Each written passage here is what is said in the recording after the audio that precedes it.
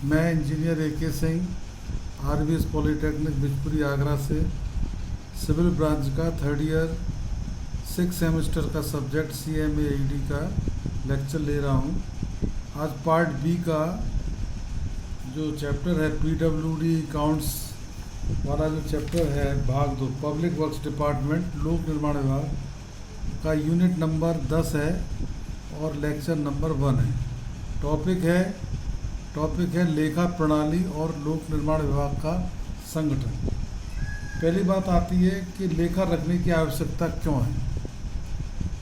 एक ओर जहां सरकार को राजस्व, उत्पादन शुल्क, अन्य करों से प्रतिवर्ष करोड़ों रुपए की आय होती है, दूसरी ओर शासन को चलाने के लिए नियुक्त लाखों कर्मचारियों के वेतन भत्तों का भुगतान करना होता है और जनहित के कार्यों पर करोड़ों रुपए व्यय करने पड़ते हैं।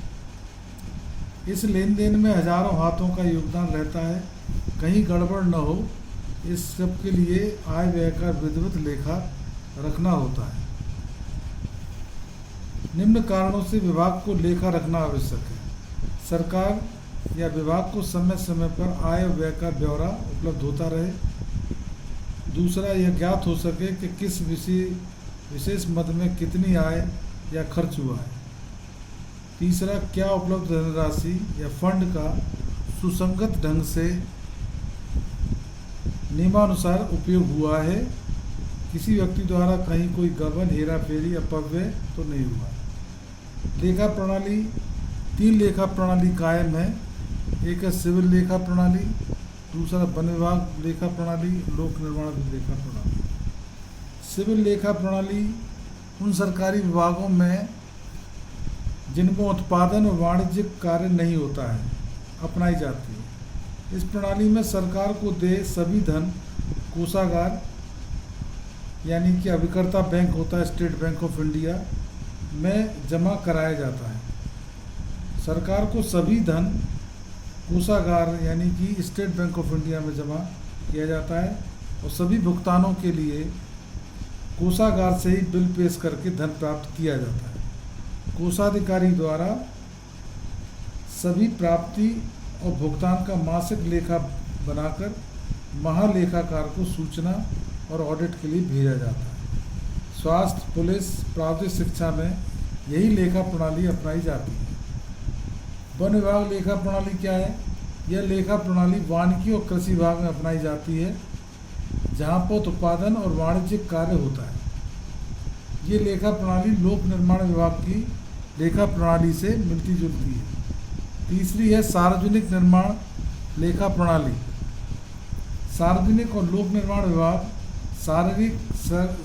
सरकारी और आय और व्यय की दृष्टि से सबसे बड़ा और मुख्य विभाग माना जाता है।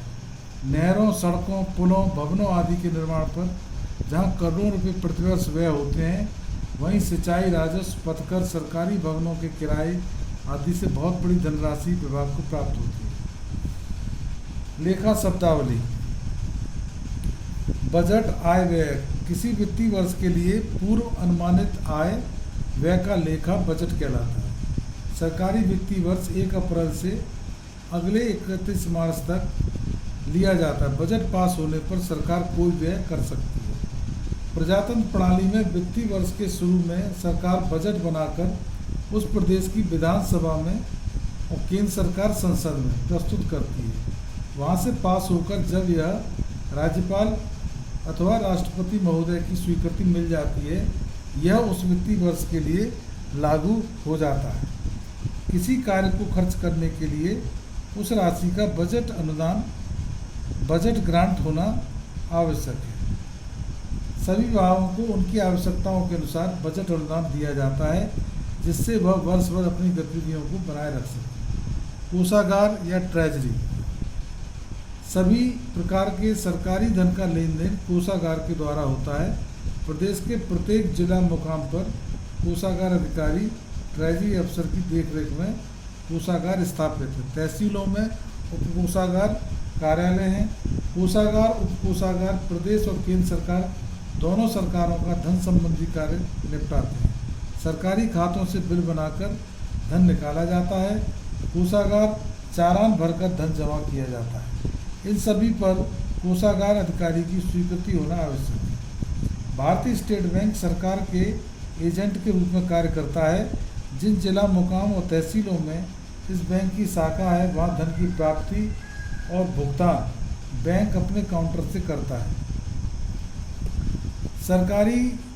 सभी सरकारी प्राप्ति और भुगतान का प्रारंभिक लेखा ट्रेजरी में ही रखा जाता है।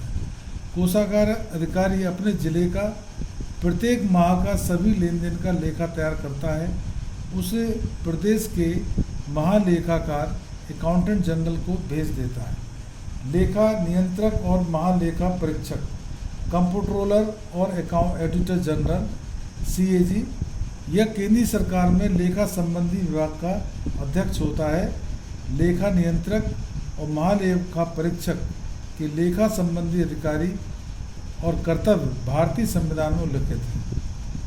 महालेखाकार, अकाउंटेंट जनरल, यह प्रदेश का लेखा और लेखा परीक्षण विभाग का सबसे बड़ा अधिकारी होता है।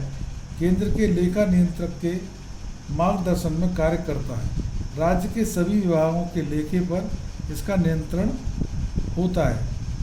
खंड के आय व्यय का लेखा और सभी वाउचर्स प्रति महीने महालेखाकार के कार्यालय को भेजने होते हैं। महालेखाकार के अधीन बहुत से लेखा अधिकारी, लेखा लेखिक होते हैं। निर्माण विभाग के खंडों के लेखों की प्रतिवर्ष जांच करने के लिए महालेखाकार अपने कर्मचारियों की एक परीक्षक टोली, ऑडिट पार्टी भेजता है। इस टोली द्वारा लेखा संबंधी उठाई गई आपत्तियों का खंड अधिकारी को निराकरण करना आवश्यक होता है। 5वां है आकलन और विकलन, क्रेडिट और डेबिट। यह लेखा प्रणाली के दो महत्वपूर्ण पद हैं, आकलन और विकलन, डेबिट। आकलन का अर्थ है प्राप्ति, रिसिप्ट, और विकलन का अर्थ है व्यय, यानी कि एक्सपेंडिचर।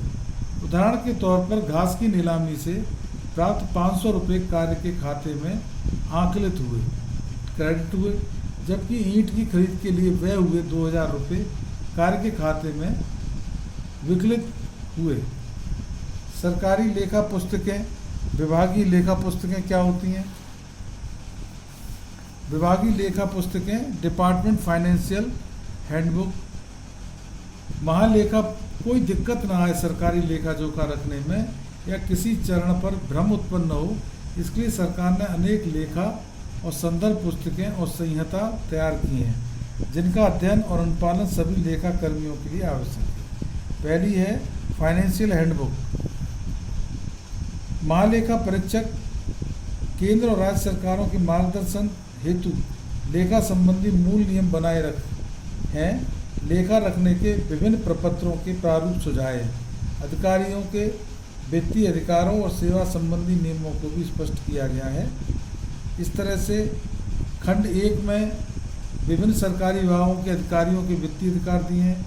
खंड 2 में सेवा संबंधी नियम, वेतन अवकाश आदि दे रखे हैं। खंड 3 में यात्रा भत्ता नियम। खंड 4 में कर्मचारियों की सेवानिवृत्ति पर मिलने वाली सुविधाएं और पेंशन संबंधी नियम। खंड 6 में लेखा नियम, वित्तीय लेन देन की कार्य प्रणाली। खंड 6 में इंजीनियरिंग विभागों के निर्माण कार्यों का लेखा संबंधी नियम और प्रपत्र। सिविल सर्विस रूल्स, राज्य की कर्मचारियों की सेवा शर्तें और अवकाश, सेवानिवृत्ति, पेंशन संबंधी नियम उपनियम दे रखे हैं ताकि विभाग का कामकाज ठीक चलता रहे। शासनादेश संग्रह, विभागीय अधिकारियों के मार्गदर्शन हेतु और कार्य संपादन के लिए विभिन्न विभागों के अलग अलग शासनादेश संग्रह प्रकाशित करती है। चौथा है लोक निर्माण लेखा संहिता।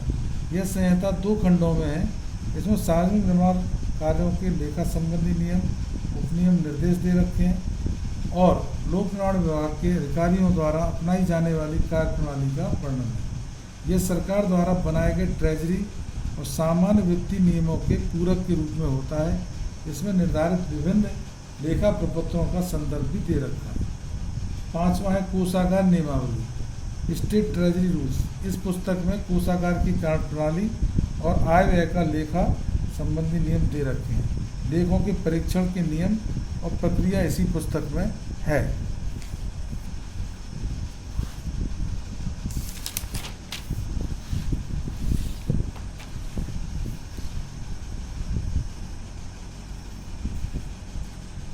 लोक निर्माण विभाग के लेन देन के शीर्षक मुख्य शीर्षक निम्नलिखित हैं।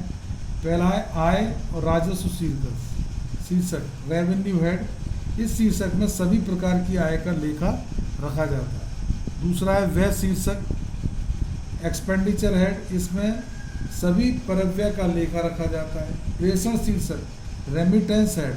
अन्य विभागों या खंडों से लेन देन का आय व्यय का लेखा रखा जाता है। डेबिट या ऋण शीर्षक। इस शीर्षक के अंतर्गत अस्थायी तौर पर या सस्पेंस पर रोकी गई आय व्यय का लेखा रखा जाता है। वास्तविक शीर्षक ज्ञात होने पर इसे डेबिट शीर्षक से निकालकर इसे सही शीर्षक में डाल दिया जाता है। आय व्यय के शीर्षक मुख्य शीर्षक निम्नलिखित हैं। इसके बाद शीर्षक पद्धति लेखा रखने के लाभ। इसका लोक निर्माण विभाग में लेखा पद्धति की आवश्यकता। लोक निर्माण विभाग में 20 प्रकार के निर्माण कार्य, भवन, सड़कें, पुल, नलकूप, नहरें आदि, बांध, जल भंडारण टंकियां, पेयजल पूर्ति, ये सब अनुरक्षण और मरम्मत करता है। इन कार्यों पर जनता का करोड़ों रुपए प्रतिवर्ष व्यय होता है। क्योंकि इन कार्यों पर जनता का धन लगता है, इसलिए इसका विधिवत लेखा रखना अति आवश्यक है। अन्य विभागों की भांति सरकार ने लोक निर्माण विभाग में अनेक स्तर पर लेखाकार और लेखा लिपिक नियुक्त किए हैं, जो महालेखाकार के अधीन होते हुए भी लोक निर्माण विभाग के अभियंताओं को लेखा संबंधी अपनी विशिष्ट राय या मत मार्गदर्शन देते हैं। जबकि सभी नकद राशि का लेन देन राजकीय कोषागार स्टेट बैंक द्वारा होता है। लोक निर्माण विभाग का संगठन। लोक निर्माण विभाग देश के भीतर कानून और व्यवस्था बनाए रखने के अतिरिक्त सरकार का यह दायित्व है कि वह जनता की सुख सुविधाओं का ध्यान रखे। सार्वजनिक निर्माणों का कार्य निर्माण कराने के लिए सरकार ने विशेष तौर पर इंजीनियरिंग विभाग स्थापित कर रखे हैं। इस विभाग को सार्वजनिक निर्माण विभाग या लोक निर्माण विभाग कहते हैं। केंद्रीय लोक निर्माण विभाग केंद्र सरकार के अधीन होता है। लोक निर्माण विभाग के निर्माण कार्यों के प्रकार के अनुसार अनेक शाखाएं हैं। लोक निर्माण विभाग भवन और सड़कें, बिल्डिंग एंड रोड्स, यह सरकारी भवनों, आवासों, सड़कों, पुलियों का निर्माण और अनुरक्षण करता है। इसे संक्षेप में PWD कहते हैं। पहले ये विभाग बड़े पुलों का निर्माण कार्य करता है, परंतु अब इसके लिए अलग से सेतु निर्माण निगम बना दिया है। पहले सिंचाई, विद्युत और जन स्वास्थ्य भी लोक निर्माण के अंतर्गत आते थे, परंतु अब यह पूर्णतः अलग अलग विभाग हैं। सिंचाई विभाग, विद्युत परिषद, जल निगम, सेतु निर्माण निगम, नलकूप निगम, आवास विकास परिषद, ग्रामीण अभियंत्रण सेवा विभाग। संगठन ऑफ PWD। लोक निर्माण विभाग मुख्यतः एक इंजीनियरिंग विभाग है, क्योंकि इस विभाग की सभी गतिविधियां, कार्यकलापों और निर्माण संबंधी निर्माण और निरीक्षण, अनुरक्षण, प्रशासनिक सीधे तौर पर इंजीनियरों के नियंत्रण में रहता है और इंजीनियरिंग विभागों का संगठन निम्नलिखित पद्धति द्वारा किया जाता है। गणतंत्र प्रणाली में अन्य विभागों की भांति यह विभाग भी मंत्री महोदय के अधीन आता है, जो प्रशासनिक सचिव द्वारा विभाग की गतिविधियों को दिशा प्रदान करता है। मंत्रालय विभाग के लिए नीतियां बनाता है और विभिन्न योजनाओं के खर्च की अनुमति प्रदान करता है। यह अनुमति शासकीय स्वीकृति कहलाती है। बगैर शासकीय स्वीकृति के कोई व्यय नहीं कर सकता है। लोक निर्माण विभाग की सोपान या सीढ़ी इस प्रकार दर्शाई गई है। पहले चीफ इंजीनियर स्टेट में होता है, एक अधीक्षण अभियंता ये वृत्त में होता है, सर्किल में, फिर अधिशासी अभियंता ये खंड में होता है, सहायक अभियंता ये उपखंड में होता है, अवर अभियंता अनुखंड में होता है। इंजीनियरिंग विभाग में मुख्य अभियंता विभाग का सर्वोच्च अधिकारी होता है, जबकि अवर अभियंता इस सोपान का सबसे छोटा अधिकारी, नीचे का अधिकारी होता है। बड़े प्रदेशों में कार्य को देखते हुए एक से अधिक मुख्य अभियंता नियुक्त किए जाते हैं, जिनके ऊपर प्रमुख अभियंता इंजीनियर इन चीफ के पद का सृजन किया जाता है। एक अभियंता अपने ज्येष्ठ से आवश्यक निर्देश प्राप्त करता है। मुख्य अभियंता अधीक्षण अभियंता के विभाग के प्रशासनिक अधिकारी कहलाते हैं। ये विभाग का सामान्य प्रशासन देखते हैं और निर्माण कार्यों का निरीक्षण करते हैं। कार्य को सुचारू रूप से चलाने के लिए विभाग के अंतर्गत आने वाले क्षेत्र को निम्न प्रकार से विभाजित किया जाता है। विभाग का एक कार्य क्षेत्र राज्य की भौगोलिक सीमाओं तक फैला रहता है। वह उस राज्य के अंतर्गत स्थित तथा प्रस्तावित सभी निर्माण कार्यों पर नियंत्रण रखता है। लोक निर्माण विभाग का अध्यक्ष मुख्य अभियंता होता है। सामान्यतः मुख्य अभियंता इंजीनियरिंग में स्नातक होता है और निचले पदों से पदोन्नति करता हुआ इस पद पर पहुँचता है। मुख्य अभियंता विभाग के कार्य संचालन के लिए प्रदेश के शासन के प्रति उत्तरदायी होता है। यह विभाग का सबसे बड़ा प्रशासनिक अधिकारी भी होता है। इसका मुख्यालय उस राज्य की राजधानी होता है। बड़े परियोजना पर प्रत्येक परियोजना के अलग से मुख्य अभियंता नियुक्त किए जाते हैं, तब इनका प्रभारी प्रमुख अभियंता या इंजीनियरिंग चीफ कहलाता है। व्रत या मंडल, एक मुख्य अभियंता प्रभावी ढंग से पूरे प्रदेश के कार्यों पर नियंत्रण नहीं रख सकता, अतः कार्य के हित में प्रदेश के अनेक व्रतों में मंडलों में बांट दिया जाता है। व्रत का मुख्य अधिकारी अधीक्षण अभियंता सुपरिटेंडिंग इंजीनियर होता है। अधीक्षण अभियंता अपने व्रत का प्रशासनिक अधिकारी होता है। यह व्रत में होने वाले कार्यकलापों का ब्यौरा समय समय पर मुख्य अभियंता को भेजता है। एक अधीक्षण अभियंता के नीचे 3 से 5 अधिशासी अभियंता होते हैं। व्रत का मुख्य कार्यालय जिला मुकाम या कमिश्नरी पर रखा जाता है। आवश्यकता अनुसार एक व्रत में 3 से 5 खंड होते हैं और खंड का मुख्य अधिकारी अधिशासी अभियंता एग्जीक्यूटिव इंजीनियर होता है। इसे एक्सएन भी शॉर्ट में कहते हैं। खंड लोक निर्माण विभाग की कार्यपालन इकाई एग्जीक्यूटिव यूनिट होती है। अधिशासी अभियंता अपने खंड के सभी पुराने और नए कार्यों की प्रगति प्रत्यक्ष रूप से उत्तरदायी होता है। यह खंड का आहरण और वितरण अधिकारी ड्राइंग एंड डिसबर्सिंग ऑफिसर होता है। उसे वित्तीय अधिकार प्राप्त होते हैं। सहायक अभियंता, इसका उपखंड सब डिवीजन, प्रभावी नियंत्रण और काम को सुचारू रूप से निपटाने के लिए खंड को 3-4 उपखंडों में बांट दिया जाता है। उपखंड के मुख्य अधिकारी को सहायक अभियंता कहते हैं। यह राजस्व कर संबंधी कार्य भी निपटाता है, जैसे सिंचाई विभाग में, तब इसे एसडीओ भी कहते हैं। सहायक अभियंताओं को भुगतान के सभी प्राप्त होते हैं और सहायक अभियंता की सहायता के लिए इसके नीचे कुछ अवर अभियंता जूनियर इंजीनियर रखे जाते हैं। प्रत्येक उपखंड को 4-5 अनुखंडों में सेक्शंस में विभाजित किया जाता है। अनुखंड का प्रभारी अवर अभियंता होता है। अभियंताओं के प्रशासनिक कार्य, चीफ इंजीनियर के कार्य होते हैं सामान्य, कार्मिक संबंधी, लेखा संबंधी, तकनीकी का प्रकार में बजट अनुसंधान संबंधी, तकनीकी स्वीकृति, निरीक्षण। इसी तरह से अधीक्षण अभियंता के कार्य भी होते हैं सामान्य, कार्मिक, लेखा, स्टॉक। अधीक्षण अभियंता आरक्षित स्टॉक की सीमा निर्धारित करता है। आवश्यकता पड़ने पर इस सीमा को घटाने का आदेश पारित करता है, ताकि स्टॉक के अंदर कोई सामग्री अनावश्यक रूप से क्रय करने के बाद लंबे समय तक बर्बाद होने के लिए न पटक दी जाए। तकनीकी प्रकार होते हैं उसके, तकनीकी स्वीकृति, टेंडर संबंधी कार्य, दर अनुसूची, निरीक्षण। टेंडर संबंधी कार्य का मतलब है कि तकनीकी स्वीकृति की सीमा तक लागत के निर्माण कार्यों के टेंडरों पर अंतिम स्वीकृति प्रदान करता है। और सुपरिटेंडेंट इंजीनियर विभागीय दर अनुसूची में दिए गए दरों से ऊंचे दर प्राप्त होने पर आवश्यक निर्णय लेता है और टेंडर स्वीकृत और निरस्त करने का आदेश पारित करता है।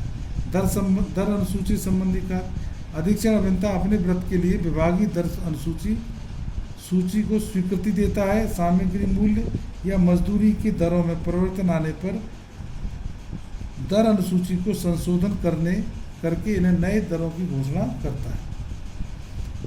निरीक्षण व्रत में सर्कल में निर्माणाधीन कार्यों की प्रगति, गुणवत्ता आदि की जांच करने के लिए दौरे करता है। निर्माण कार्य में आई समस्याओं का निदान करता है, अपने अधीनस्थ अभियंताओं का मार्गदर्शन करता है। ऐसे एग्जीक्यूटिव इंजीनियर यानी कि अधिशासी अभियंता का भी प्रशासनिक कार्य में आता है। सामान्य कार्य, कार्मिक कार्य, लेखा संबंधी कार्य, उपखंड कार्यालयों का निरीक्षण, राजस्व संबंधी कार्य और अनधिकृत कब्जों की संबंधी कार्रवाई। तकनीकी प्रकार में परियोजना संबंधी कार्य करता है। तकनीकी स्वीकृति के लिए अन्य विभागों में अपने प्रपत्र, अन्य विभागों के निर्माण कार्यों की तकनीकी स्वीकृति के लिए प्रपत्र तैयार करता है। निर्माण संबंधी कार्य अभितासी अभियंता सुनिश्चित करता है कि किसी भी निर्माण कार्य पर तब तक कोई कार्य न किया जाए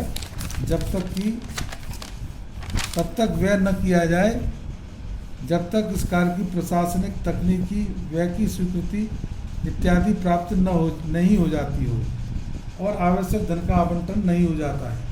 निर्माण कार्य के दौरान अधिशासी अभियंता यह महसूस करता है कि मजदूरी सामग्री दरों में वृद्धि हो जाने से अभिकल्प में बड़ा परिवर्तन होने या अन्य किसी कारणवश कार्य की लागत 5% से अधिक बढ़ जाएगी तो वह रिवाइज एस्टीमेट बनाकर अतिरिक्त व्यय की स्वीकृति कराता है। सहायक अभियंता के भी कार्य इसी तरह से हैं।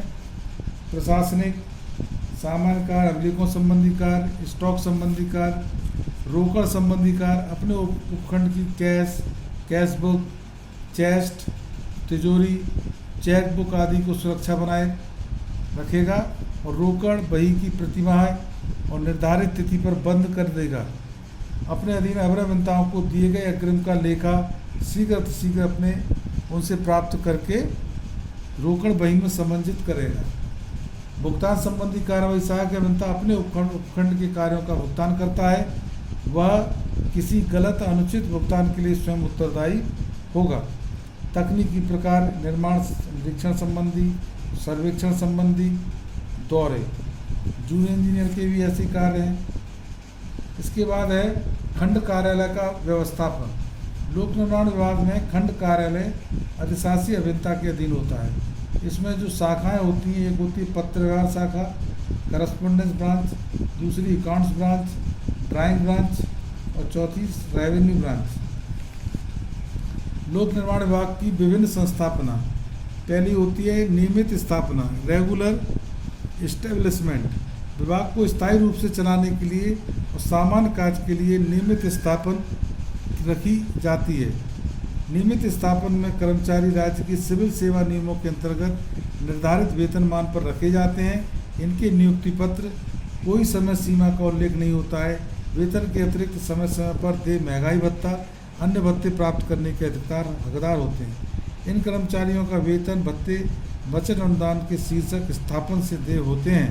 किसी कार्य विशेष के शुरू होने या पूर्ण होने पर नियमित स्थापन के कर्मचारी कम प्रभावित होते हैं और नियमित स्थापना का वेतन कोषागार से बिल बनाकर प्राप्त किया जाता है। सरकारी यात्रा करने पर इन्हें नियमानुसार यात्रा भत्ता देय होता है। नियमित संस्थापना दो प्रकार की है, परमानेंट और दूसरी होती है टेम्परेरी। यह विभाग के स्थायी कर्मचारी होते हैं। जब तक विभाग कायम रहता है अथवा सेवानिवृत्ति की आयु प्राप्त होने तक इनकी सेवाएं बनी रहती हैं। राज्य सिविल सेवा के अंतर्गत प्रदत्त सभी सुविधाएं जैसे अवकाश, ग्रेच्युटी, पेंशन, यात्रा भत्ता, चिकित्सा सहायता, अवकाश नकदीकरण, आवास भत्ता इत्यादि पाने के हकदार होते हैं। सरकार पहले सभी कर्मचारियों को अस्थायी नियुक्ति करती है, फिर उनके कार्य, चरित्र, रिपोर्ट, दक्षता की पर्याप्त समय पर जांच करने के पश्चात तथा पद उपलब्ध होने पर उनको स्थायी करती है। स्थायी कर्मचारी का वेतन प्रतिमास बिल बनाकर जिला कोषागार से प्राप्त किया जाता है। अस्थायी स्थापना। स्थायी कर्मचारी के अवकाश पर चले जाने पर इसके स्थान पर अथवा विभाग की गतिविधियां बढ़ जाने पर अस्थायी तौर पर अतिरिक्त कर्मचारियों की नियुक्ति की जाती है। कार्य समाप्त होने पर अथवा आवश्यकता न होने पर अस्थायी कर्मचारी को 1 महीने का नोटिस देकर या 1 महीने का वेतन देकर नौकरी से अलग किया जा सकता है। अस्थायी कर्मचारी वेतनमान, विभिन्न भत्तों, अवकाश इत्यादि सुविधाएं स्थायी कर्मचारियों की भांति ही प्राप्त करते हैं, परंतु पेंशन आदि के बारे में इनके अलग से नियम हैं। इनका वेतन भी कोषागार में बिल पेश करके निकाला जाता है। वेतन चिट्ठा, एक्विटेंस रोल, विभाग के नियमित स्थापन के कर्मचारियों का वेतन माह के अंत में वेतन बिल बनाकर कोषागार से प्राप्त किया जाता है। वेतन प्राप्ति के समय कर्मचारी को एक प्रपत्र रसीदी टिकट लगाकर हस्ताक्षर करने होते हैं। यह प्रपत्र वेतन चिट्ठा, वेतन रसीद कहलाता है। अभिलेख में रखा जाता है। वितरण संबंधी अधिकारी संबंधित कर्मचारी को उसकी वेतन अदायगी के प्रमाण में प्रपत्र पर उनके हस्ताक्षर प्रमाणित करता है। वेतन चिट्ठा प्रपत्र में 5 कॉलम बने रहते हैं। क्रम संख्या, नाम, पदनाम, भुगतान की राशि और कर्मचारी के हस्ताक्षर। कार्य प्रभारित स्थापना। कार्य प्रभारित स्थापना क्या है? Work charge establishment. Work charged establishment. Work charge establishment क्या है? यह कर्मचारी निर्माण कार्य की अवधि तक के लिए ही रखे जाते हैं और निर्माण कार्य पूर्ण हो जाने पर अथवा आवश्यकता समझे जाने पर इससे पूर्व ही इनकी छटनी कर दी जाती है। इस स्थापना के अंतर्गत सुपरवाइजर, सर्वेयर, मेट, मिस्त्री, चौकीदार इत्यादि आते हैं। इनका भुगतान प्रतिमाह प्रपत्र 29 पर किया जाता है। कार्य प्रभारित स्थापना का विस्तृत विवरण आगे भी आप पढ़ सकते हैं। आकस्मिक स्थापना। आकस्मिक स्थापना, कंटिंजेंट एस्टेब्लिशमेंट। Contingent establishment.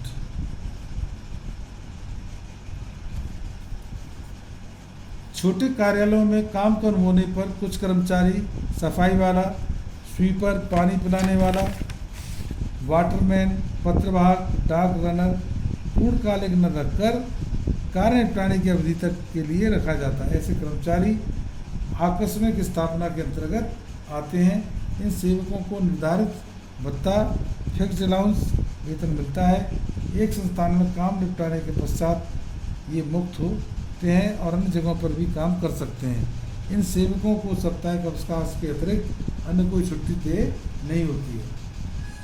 आकस्मिक स्थापना का भत्ता या वेतन शीर्षक आकस्मिक व्यय कंटिजेंसी से आधे होता है। इन सेवकों को 1 दिन का नोटिस देकर कभी भी काम से हटाया जा सकता है। दैनिक श्रमिक, विभागीय स्तर पर किए जाने वाले छोटे मोटे कार्य पैटी वर्क के लिए दैनिक मजदूरी पर श्रमिक रखे जाते हैं। इसको प्रति कार्य दिन की भुगतान दर से भुगतान किया जाता है। मजदूरी का भुगतान विभाग की सुविधानुसार साप्ताहिक या पाक्षिक भुगतान कर दिया जाता है। दैनिक मजदूरी के अंतर्गत निम्न श्रमिक रखे जाते हैं: राजमिस्त्री, बढ़ई, लोहार, मजदूर, बेलदार, कुली, भिस्त्री। दैनिक मजदूरी पर रखे गए श्रमिकों का मस्टर रोल पर भुगतान किया जाता है। अधिक जानकारी के लिए अनुच्छेद 19.4 देखें। इस तरह से आपका ये यूनिट नंबर 10 पूरी होती है और इसके बाद कल cash, receipts, payment and accounts unit 11 आपको पढ़ाया जाएगा। धन्यवाद।